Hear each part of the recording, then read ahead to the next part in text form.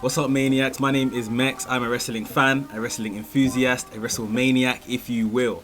And today we are talking Smackdown. We are on the road to Summerslam, and we had what was really a fast-paced show, a lot of action, some good storyline progression, and we're gonna get all into it right now. So stay tuned. Right here at WrestleManiac UK, I discuss everything that is WWE and AEW. So if this sounds like the place for you, make sure you hit the subscribe button and hit the notification bell so that you get notified every time I drop a new video.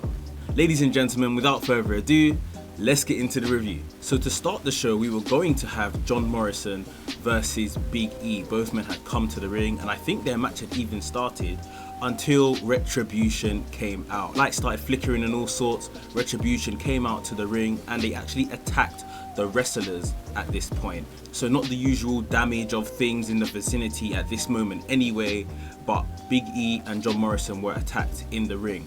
The main thing to notice at this point, Retribution had like doubled in terms of amount of people there. There was like 10 of them, and no one that was previously identified in terms of stature, look, hair was out here again. So they've definitely changed up the characters. They are being a lot more smarter to protect the identities of who is actually going to be Retribution, if we are actually going to see a faction come out of this. And I did hear Michael Cole on commentary before him and Corey Graves ran away make some type of reference to some type of political standing that Retribution are also making at this time. So still we are asking the question of the direction and the point that Retribution are trying to make, but they kind of took a step forward, now attacking wrestlers, and also, like I say, the size of the group, the dynamic of the group has changed. So maybe we are reaching some type of pinnacle as to finding out who is behind this. Maybe it's going to come at SummerSlam, or maybe Payback, which I believe is a week after SummerSlam for whatever reason. Maybe Payback, Retribution kind of goes hand in hand. We're going to get some type of answers very soon. But yes, as a result of this, John Morrison versus Big E was going to be postponed to later on during the night. Next, we were going to have the triple brand battle royale, and the winner is going to take on Bayley for the SmackDown Women's Championship at SummerSlam. And Sasha and Bayley came up to the ring, and they were going to be doing the ring announcing, introducing anyone that was going to be in the battle royal. One by one, the ladies taking part came down until they saw a name that they believed wasn't supposed to be in this match. Guess who it was? Asuka. Asuka came down, kicked those guys both out of the ring. The rest of the competitors came down, and Sasha and Bayley remained ringside whilst the battle royal was going on. Not much to say about this battle royal. I mean, generally battle royals are a bit of a scrappy match. They don't quite capture the imagination like Royal Rumbles do. But I did expect a bit more because they made such a big deal about it. It is a #1 contenders match ultimately. We saw the Riot Squad and the Iconics renewing their feud here on SmackDown this time. All eliminated each other and then continue fighting outside. Lacey Evans eliminated Naomi. I'm waiting to see what the internet has to say about this one. But Corey Graves did say on commentary there's going to be no hashtag campaign that saves Naomi from being eliminated this time round. Lacey Evans didn't last long after that anyway. She got eliminated shortly after. One other thing I did notice in this, there wasn't many NXT competitors. It was only Tegan Nox and Shotzi Blackheart. Those are the only two that I recognized. Tegan Nox did kind of go the distance. She was eliminated by Asuka with a hip attack in through the ropes, and then we were left in the ring with Asuka and Shayna Baszler. Shayna Baszler went for her headlock over the top rope, but Asuka lowered herself down to the ground, which ultimately was pulling Shayna Baszler over the top rope, and then kind of crawled inside the ring, and Shayna Baszler went over.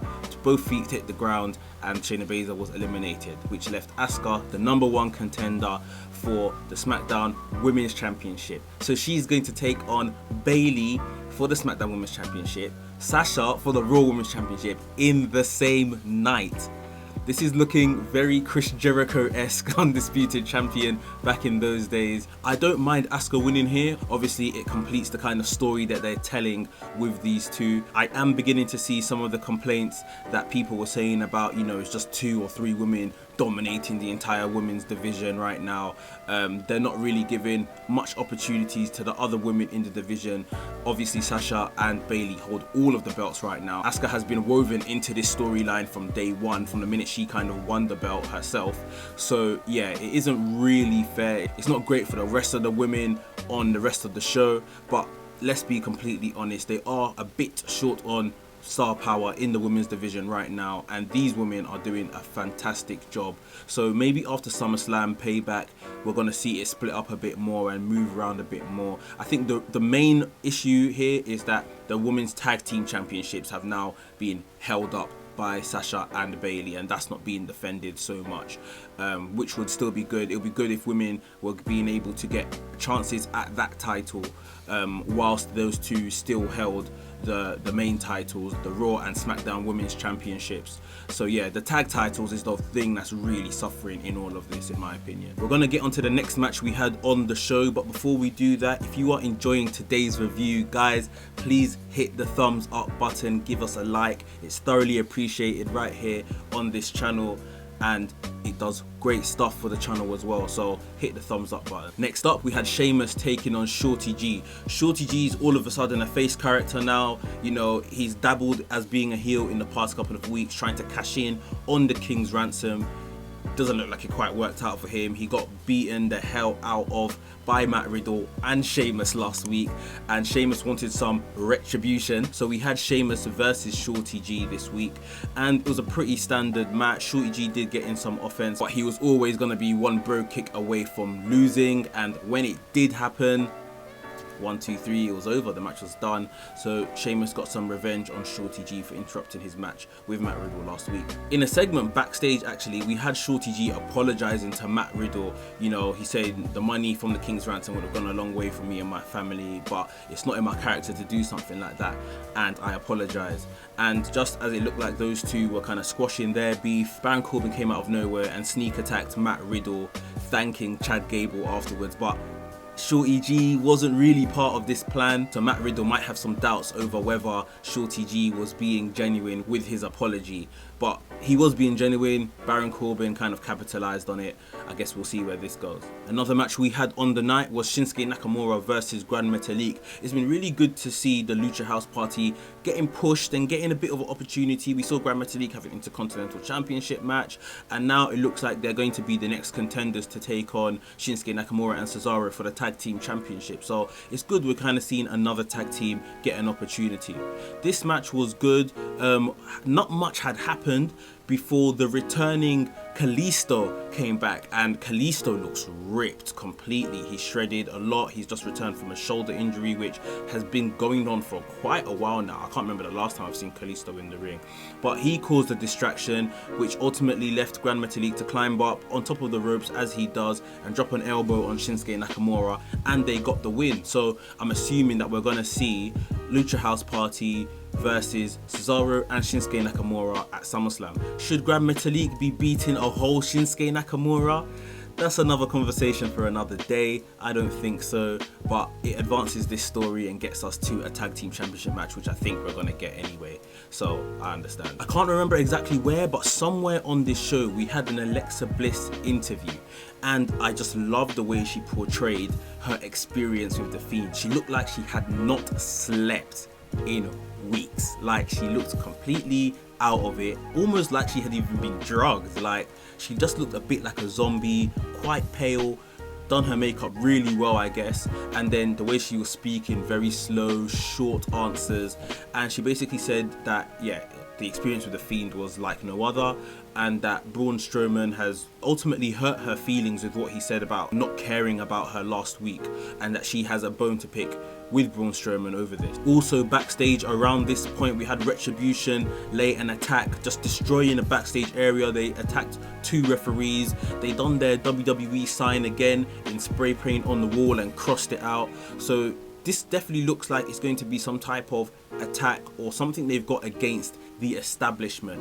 I think the sooner we hear what their kind of motive is, the better, because this is gonna be a bit repetitive until we hear that, we see something like that. So it is slowly attracting some type of intrigue, but I feel like it needs to advance at a quicker stage. We are doing the same thing for several weeks now, which is going to get a bit boring. We returned back to the match we should have started SmackDown with, Big E versus John Morrison. This time round we had Miz on commentary, and again we're pushing this story of Big E and his singles run. John Morrison always was going to give Big E a really good match, but in the end this despite Miz's efforts on commentary to even still distract Big E, Big E actually got the win here with the stretch muffler submission, which looks like it's going to be his finisher on this singles run. So a really good win here for Big E, but it didn't last long as he left the ring in celebration. He got hit with a bro kick by Sheamus. Obviously they had a bit of an altercation backstage after the first Retribution Attack. So I guess in the next couple of weeks we're probably going to see Big E versus Sheamus. But even before Sheamus could do anything more, Braun Strowman came out to address the Fiend. And Braun Strowman had a whole new look. He shaved his head now. I guess this is part of his experience with the Fiend in the swamp match. To be honest, I think it looks a lot better. He looks a lot more monstrous with that bald head. He looks a lot more menacing. And he came out to the ring and he was calling out the Fiend. And he really wanted the Fiend to come out for this face-to-face. But while he was calling out the Fiend, he was interrupted by Alexa Bliss. She now came to the ring and she gave him a stern telling off. Like, this was mom speaking to son telling off, and son not looking in her face. Like, it was really good. And obviously with the size difference as well and how fierce Alexa Bliss can be at times, yeah, this was some really good dialogue shared between these two. And at one point Alexa Bliss kind of lost it. She said, if I can't talk to you and get through to you, I'm gonna have to slap it into you. And Braun turned towards her and she was slapping him multiple times, and Braun wasn't even moving at all. Completely unaffected. He picked up Alexa in a gorilla press position above his head, and just as it looked like he was going to throw her, the Fiend was making his appearance. Everything started breaking down as it does, the sound, the lights, all of that. And just before the final one where the lights went out, Braun actually threw Alexa, and you just see her kind of going in the air. The lights shut out, you hear her hit the canvas. At this point the lights are off, the lights go back on, and the Fiend is now in the ring with Alexa. Alexa is kind of recuperating from being thrown. Braun Strowman is nowhere to be seen, but all of a sudden pops up on the Titron, and then him and the Fiend start having like a laughing match, like a hoo hoo ha ha ha ha ha hoo ha ha ha kind of. I don't know what it was, but it was really kind of intriguing. Like, is Braun in the Fiend's head? Are they now aligned? Like, I couldn't really tell what this was, but they were both laughing, and that was our show. I feel like the Braun and Fiend storyline has really picked up in recent weeks. Something that we weren't very interested and invested in, I think has really picked up and is grabbing our attention, and looking forward to their match at SummerSlam now, that's for sure. As for the involvement with Alexa in this story, I still want to see where this is going to go, but I am very interested in her involvement, and I still think she's going to align with the Fiend at the end of all of this. So yeah guys, that was our SmackDown show for this week.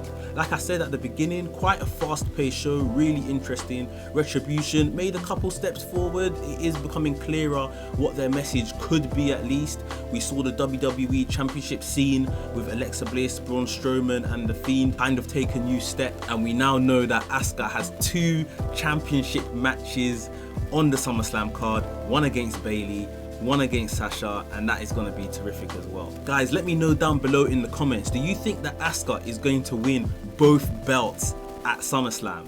I can't wait to see what is going to happen. If you guys enjoyed today's review, please make sure you leave a thumbs up, give us a like, and if you're new here, welcome. Please make sure you subscribe to the channel and hit the notification bell so that you get notified every time I drop a new video. WrestleManiac UK signing out, and I'll see you soon.